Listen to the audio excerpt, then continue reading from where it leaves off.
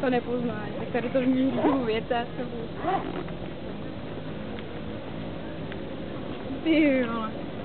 Ono to fakt není vůbec vidět.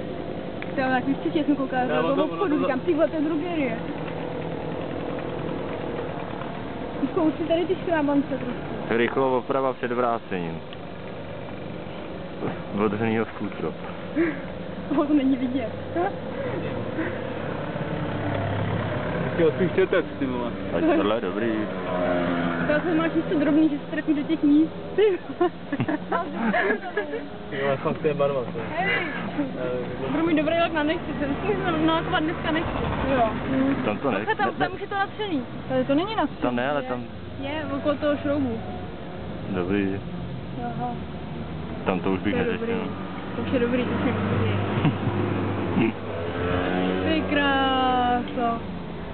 To je hůř. Tak se jdem vrátit. Jdem to vrátit.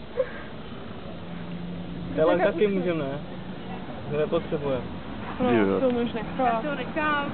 Číňani to lakujou lakem na nechty. Motorky. To je ok. A tam máš hrobolek hrozně.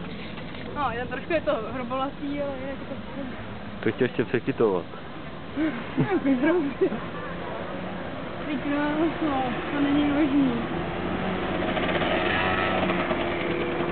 To není vůbec vidět.